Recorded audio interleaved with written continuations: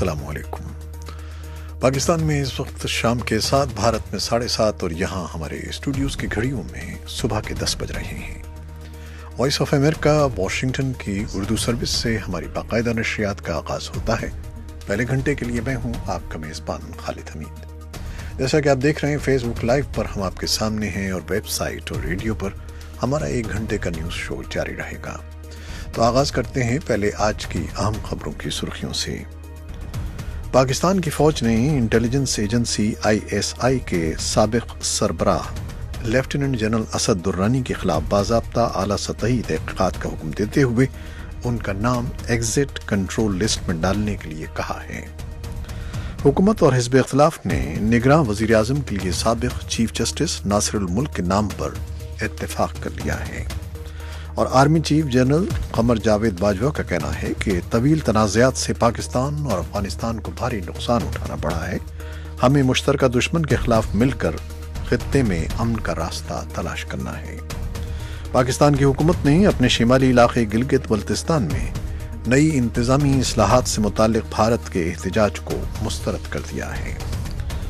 और वफाक के ज़ेर इंतज़ाम क़बाइली इलाकों के सूबे खैबर पख्तूनख्वा में इंज़माम के बाद सूबाई हुकूमत ने 7 एजेंसियों और फ्रंटियर रीजन्स में हंगामी बुनियादों पर सिविल इदारों के क़याम और सिक्योरिटी के लिए पुलिस थानों और चौकियों के क़याम के लिए सलाह मशवरे शुरू कर दिए हैं।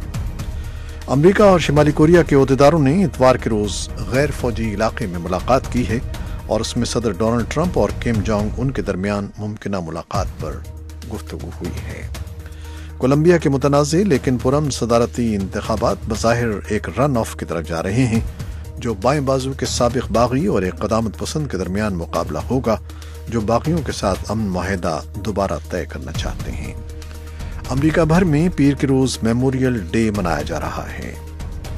बहुत से अमरीकियों की काम और स्कूल से छुट्टी है और 3 रोज़ का इख्तितामी हफ्ता गर्मियों की छुट्टियों का गैर सरकारी आगाज़ है। ये थीं शह सुर्खियां, तफसील चंद लम्हे के बाद।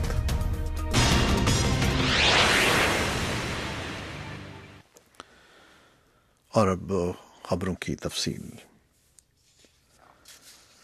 पाकिस्तान की फ़ौज ने इंटेलिजेंस एजेंसी ISI के साबिक़ सरबराह लेफ्टिनेंट जनरल असद दुर्रानी के खिलाफ बाज़ाब्ता आला सतही तहक़ीक़ात का हुक्म देते हुए उनका नाम एग्जिट कंट्रोल लिस्ट में डालने के लिए कहा है। इस पर बात करने के लिए हमारे साथ हैं इस्लामाबाद से हमारे साथी नासिर महमूद।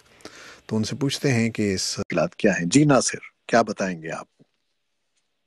जी खालिद साहब, इस तरह से है कि स्पाई क्रॉनिकल्स के नाम से ये किताब के कुछ दिन पहले मंदरजात सामने आए थे, आपकी मार्केट में नहीं आई थी। ये ISI के साबिक़ सरबराह लेफ्टिनेंट जनरल असद दुरानी ने अपने भारतीय एजेंसी के एक साबिक़ सरबराह हैं अजीत सिंह वल्लभपुर के साथ मिलकर तहरीर की थी। और इसमें जो मंदरजात सामने आए थे वो पाकिस्तान की हुकूमत और फौज के मौक़िफ़ से लगा नहीं खाते, उससे मुताबिकत नहीं रखते, जिसकी वजह से काफ़ी ज़्यादा तनकीद की जा रही थी। क्योंकि इसमें कुछ 1-2 बातें उन्होंने ऐसी कही हैं, ख़ासतौर पर अलकायदा के रहनुमा उसामा बिन लादेन के खिलाफ जो अमरीकी खुफिया ऑपरेशन हुआ था एबटाबाद में, उस पर उनका कहना था कि उस वक्त की हुकूमत और वज़ीर आज़म यूसुफ गिलानी जो थे वो इस बारे में आगाह थे।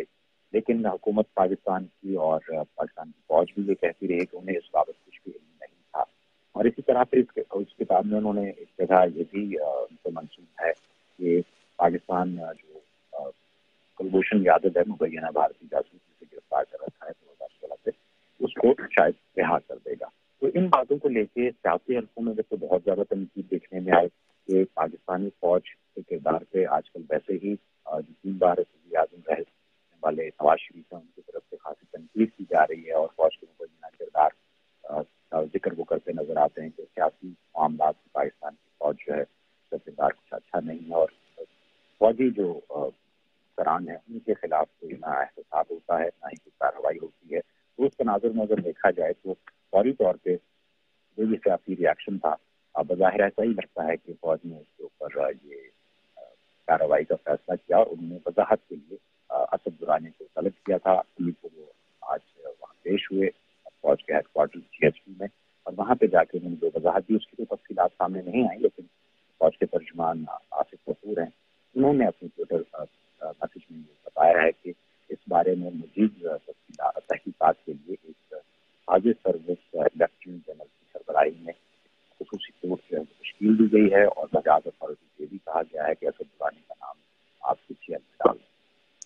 تو یہ بتائیے گا کہ عوام میں کیا رد عمل ہے اس وقت؟ کوئی اخباروں میں یا اس طرح کی کوئی تفصیلات آ رہی ہیں کہ یہ ٹھیک ہوا کہ غلط ہوا؟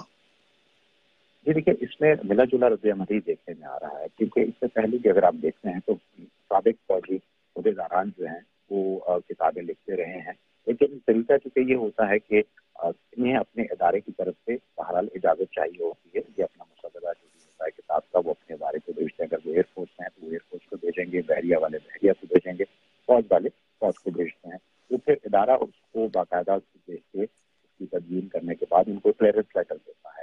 تو ان کے معاملے میں چونکہ ایسا نہیں ہوا ہے، تو جو مبصر حلقے ہیں اور جو سوشل میڈیا پہ جو بات ہو رہی ہے اس میں زیادہ تر تنقید ہی آ رہی ہے، اور چونکہ ابھی اگر آپ تھوڑا سا ہم اپنے سامنے کو پیچھے لے کے چلیں تو جب نواز شریف صاحب کی طرف سے کچھ ایسے بیانات آئے جنہیں یہ کہا گیا کہ یہ بھارتی موقف کی تائید ہو رہی ہے، تو بظاہر اس کو ان کے جو کانفرنس میں جو باتیں منسوخ کی گئی ہیں سب برانی پہ، انہیں بھی کچھ ایسا ہی رنگ دیا جا رہا ہے۔ اگر آپ کارروائی کی بات کریں تو جو ہماری دفاعی تجزیہ کاروں سے گفتگو رہی اس میں انہوں نے یہی کہا کہ اگر تو صرف ضابطے کی کارروائی ہو کہ ضابطہ اخلاق کی خلاف ورزی ہوئی ہے، اس میں یہی ہو سکتا ہے کہ کیونکہ ابھی تک پینشنر ہیں، حکومت پاکستان سے پینشن لے رہے ہیں، ان کی پینشن بند کی جا سکتی ہے، لیکن اب وہ کون سے ایسے معاملات تھے کہ اگر 25 سال پہلے جب انہیں فوج سے فارغ کیا گیا تھا اس کے بعد کے معاملات سے وہ اگر رائزن کرتے ہیں تو اسے کچھ نہ کچھ اس سے تاثر قائم ہوتا ہے کہ ان کے پاس کی معلومات کیسے آئی، جیسے کہ کلبوشن کی بات ہو رہی ہے، تو ان ساری چیزوں کو سامنے رکھتے ہوئے جب تحقیقات ہوں گی تو پھر اس بات کا تعین کیا جائے گا کہ یہ کس حد تک سنگین معاملات ہیں، اور پھر اس کے بعد ہی اس پہ کارروائی کا فیصلہ کیا جائے گا۔ اس بارے میں ہمارے پاس نئی دہلی سے سہیل انجم کا بھی ایک رد عمل ہے جو رپورٹ انہوں نے بھیجی ہے، کچھ دیر میں ہم سنوائیں گے۔ بہت شکریہ ناصر آپ کا۔ تو یہ ناصر محمود تھے اور جو بتا رہے تھے کہ جو ایک متنازع کتاب پاکستان کے فوج کے ISI کے سابق سربراہ نے ایک بھارتی جنرل کے ساتھ مل کر لکھی ہے، تو اس بارے میں گفتگو کر رہے تھے۔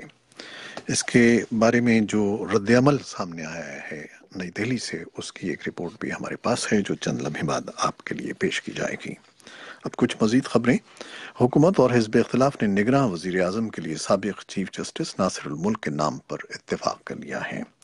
نگراں وزیر اعظم کے نام کا اعلان وزیر اعظم شاہد خاقان عباسی اور قومی اسمبلی میں قائد حزب اختلاف سید خورشید شاہ نے پیر کو پارلیمنٹ ہاؤس میں ایک پریس کانفرنس میں کیا۔ پریس کانفرنس میں قومی اسمبلی کے اسپیکر سردار ایاز صادق بھی موجود تھے۔ اس بارے میں بھی ایک رپورٹ ہے جو کچھ دیر میں ہم آپ کے لیے پیش کریں گے۔ Army chief general Qamar Javed Bajwa کا کہنا ہے کہ طویل تنازعات سے پاکستان اور افغانستان کو بھاری نقصان اٹھانا پڑا ہے، ہمیں مشترکہ دشمن کے خلاف مل کر خطے میں امن کا راستہ تلاش کرنا ہے۔ وہ پاکستان کے دورے پر آئے افغان سیکورٹی وفد سے راولپنڈی میں ملاقات کر رہے تھے۔ پاک فوج کے شعبے تعلقات عامہ کی طرف سے رات گئے جاری بیان کے مطابق افغانستان کے قومی سلامتی کے مشیر حنیف اتمر کی سربراہی میں وفد نے army chief general Qamar Javed Bajwa سے ملاقات کی۔ افغان وفد میں NDS کے سربراہ اور وزیر داخلہ سمیت دیگر اہلکار شامل تھے، جبکہ پاکستانی مذاکراتی وفد میں سیکرٹری خارجہ تہمینہ جنجوعہ بھی شامل تھیں۔ اس سے قبل پاک افغان دو طرفہ اعلیٰ سطحی مذاکرات کیے گئے۔ پاکستان کی حکومت نے اپنے شمالی علاقے گلگت بلتستان میں نئی انتظامی اصلاحات سے متعلق بھارت کے احتجاج کو مسترد کر دیا ہے۔ واضح رہے کہ گزشتہ ہفتے پاکستان کی وفاقی کابینہ نے گلگت بلتستان میں سن 2009 سے نافذ GB empowerment and self governance order منسوخ کر کے گلگت بلتستان آرڈر سن 2018 کی منظوری دی تھی۔ اس اقدام کے بعد گلگت بلتستان کا انتظام چلانے والی مقامی کونسل کے بہت سے اختیارات وزیر اعظم پاکستان کے پاس آ گئے ہیں۔ وفاق کے زیر انتظام قبائلی علاقوں کے صوبہ خیبر پختونخوا میں انضمام کے بعد صوبائی حکومت نے 7 ایجنسیوں اور فرنٹیئر ریجنز میں ہنگامی بنیادوں پر سول اداروں کے قیام اور سیکیورٹی کے لیے پولیس تھانوں اور چوکیوں کے قیام کے لیے صلاح مشورے شروع کر دیے ہیں۔ صوبائی حکام کا کہنا ہے کہ 31ویں آئینی ترمیم پر صدر پاکستان کے دستخط ہوتے ہی صوبائی حکومت تمام 7 ایجنسیوں کو ضلع جبکہ 6 فرنٹیئر ریجنز کو تحصیلوں کی حیثیت دینے کا نوٹیفیکیشن جاری کر دے گی۔ امریکہ اور شمالی کوریا کے عہدیداروں نے اتوار کے روز غیر فوجی علاقے میں ملاقات کی اور اس میں صدر ڈونلڈ ٹرمپ اور کم جونگ ان کے درمیان ممکنہ ملاقات پر بات چیت کی۔ جمعرات کے روز ملاقات منسوخ کرنے کے بعد ٹرمپ نے کہا تھا کہ سربراہ اجلاس 12 جون کو سنگاپور میں پروگرام کے مطابق منعقد ہو سکتا ہے۔ ٹرمپ نے ٹویٹ پیغام میں کہا کہ وہ سمجھتے ہیں کہ شمالی کوریا میں ایک عظیم اقتصادی اور مالیاتی ملک بننے کی صلاحیت ہے اور کم جونگ ان نے ان سے اتفاق کیا ہے۔ فلپائن میں امریکی سفیر اور جنوبی کوریا میں سابق سفیر سونگ کم امریکی وفد کی قیادت کر رہے ہیں جو بات چیت کی تیاری کے لیے ہو رہی ہے۔ اطلاعات ہیں کہ یہ ملاقات منگل تک جاری رہے گی۔ شمالی کوریا کے سرکاری میڈیا کا کہنا ہے کہ کم کی خواہش ہے کہ ٹرمپ سے ملاقات پروگرام کے مطابق ہو۔ یہ تھیں خبریں اور رپورٹیں جو فیس بک لائیو پر ہم نے آپ کے لیے پیش کی۔ ویب سائٹ اور ریڈیو پر ابھی ہمارا یہ نیوز شو جاری ہے، ہمارے ساتھ رہیے گا۔ فیس بک لائیو سے اجازت لیتے ہیں، اللہ حافظ۔